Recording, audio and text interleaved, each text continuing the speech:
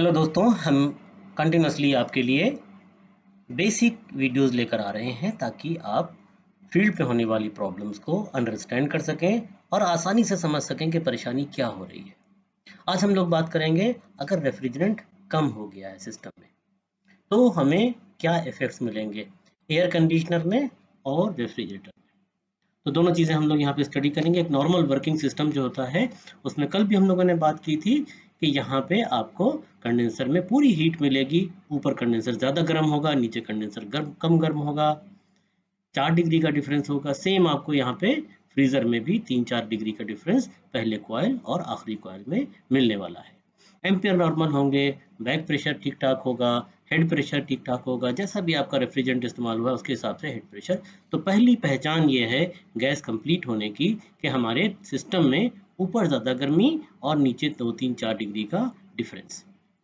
इसी तरह से फ्रीज़र में या एसी है तो कूलिंग कॉइल में, पूरे कूलिंग कॉइल में या पूरे फ्रीज़र में आपको कंप्लीट कूलिंग मिलने वाली है।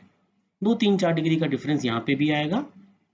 तो ये प्रॉपर वर्किंग सिस्टम है। अगर एसी है तो रिटर्न आपको खूब ठंडी सी मिलेगी, आइस नहीं आएगी लेकिन ठंडी होगी काफ़ी हद तक। एम्पियर नॉर्मल होंगे, हीट नॉर्मल होगी। तो ये एक वर्किंग कंडीशन है जब हमारा रेफ्रिजरेटर या एयर कंडीशनर ठीक चल रहा है। तो अब अगर इसमें प्रॉब्लम आती है तो आइए देखें क्या फ़र्क पड़ने वाला है।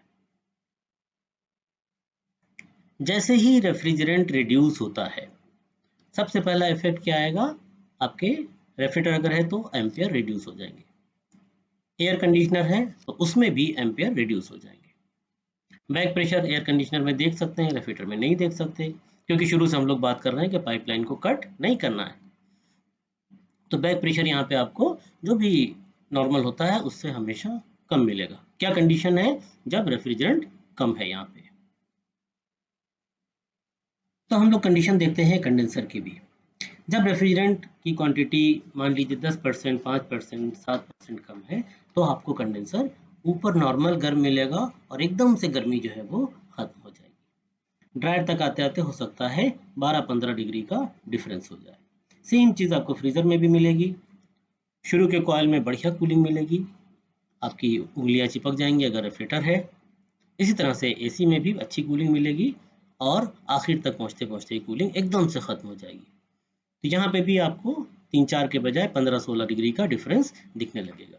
कंप्रेसर पे रिटर्न नहीं आएगी तो कंप्रेसर ओवरहीट होने लगेगा। शुरुआत में तो कम एम्पियर लेगा, लेकिन अगर कंप्रेसर ओवरहीट हो गया है तो ये एम्पियर जो है वो बढ़ जाने वाले हैं। और एयर कंडीशनर की अगर हम लोग बात करें तो बहुत बार कंडेंसर के बाद, कैपिलरी के बाद, यहाँ पे जो वॉल लगा रहता है उसके आगे से आइस आना शुरू हो जाएगी।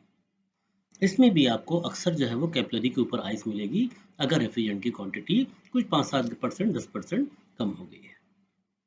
तो दोस्तों डिटेक्ट करने में आसानी है, बहुत मुश्किल नहीं है। कंडेंसर ऊपर से नॉर्मल गर्म, फ्रीज़र आगे से नॉर्मल ठंडा। एंड तक पहुंचते पहुंचते कंप्रेसर का एकदम से डिफरेंस आ जाएगा, कंडेंसर का एकदम से डिफरेंस आ जाएगा। इसी तरह से एंड तक पहुंचते पहुंचते इवेपोरेटर का भी एकदम से डिफरेंस आ जाएगा। रिटर्न बिल्कुल ख़राब हो जाएगी, बैक प्रेशर ड्रॉप हो जाएगा, हेड प्रेशर भी ड्रॉप हो जाएगा।